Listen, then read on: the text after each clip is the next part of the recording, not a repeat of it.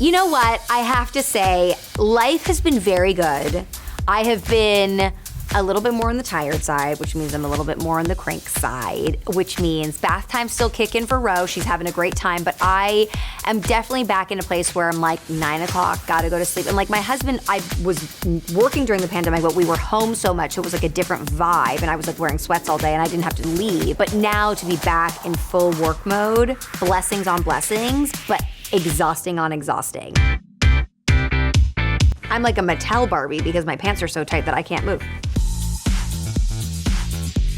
We have to talk about sex life, AKA sex/life, because if you really look at the title, there is a slash in it, so it's like sex/life. It's not sex life, it's about sex and about someone's life, which I thought was so clever. It's like a terrible, great show. Like you're on episode 8 and you're like, how did I get here? But I'm so hooked. Sort of like Bridgerton. So sex life, I've liked it. I think it's fun. I've only watched a few episodes, but like I get the gist. She's in a sexless marriage. She loves her husband. She signed up for the guy that was good on paper. She has 2 beautiful children. She's not totally unsatisfied by her life, but because there is a lack of connection, he's not paying as much attention to her as she would like. She's craving the old sex days.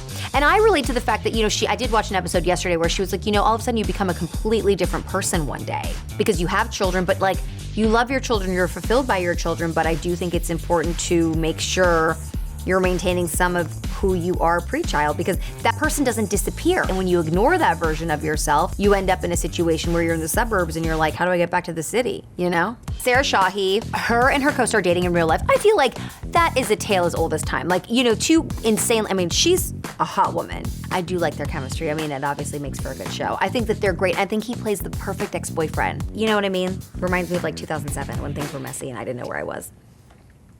We are not yet confirmed on whether or not this guy's real. Have you seen that? It's an eyeful. It's an earful. It's a mouthful. It's a lot of full. Anything that penis is coming near is full. It is a lot. But I did hear between me and some other people that special effects did work on the prosthetics because the same people did it for Boogie Nights. And he's being coy about it. I mean, it could, I don't know.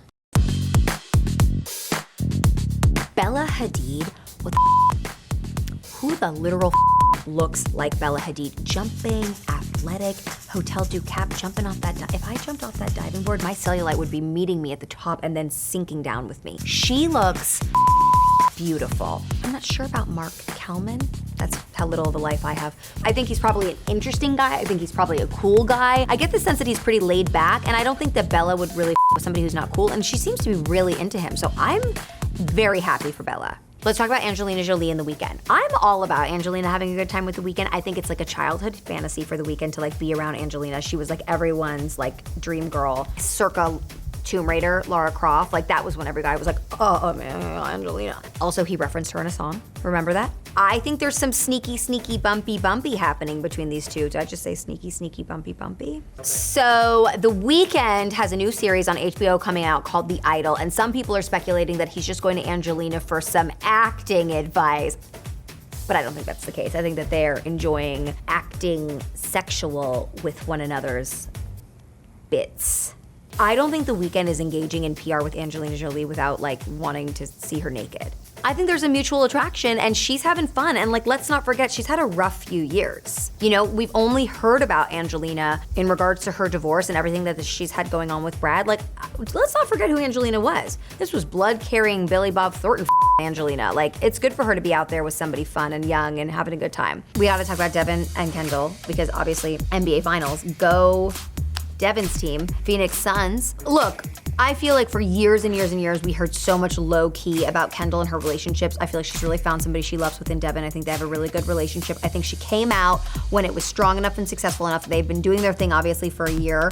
I'm all about this side of Kendall. I think she's happy. I think she found her man. He's a good basketball player. No third string there. Is that the right reference for basketball? So I'm happy for her. I'm very excited for her, and she looks better than she ever has, and like cute. Maybe they'll get married. If you guys wanna watch more Necessary Realness, make sure you subscribe. And if you guys wanna watch last week's episode of Necessary Realness starring me and my husband, Jordan McGraw, where we talked about his new music video, She, make sure you check it out. It's an amazing episode. And please, if you have any opinions, comments, thoughts, comment below. We read everything. We wanna hear from you guys.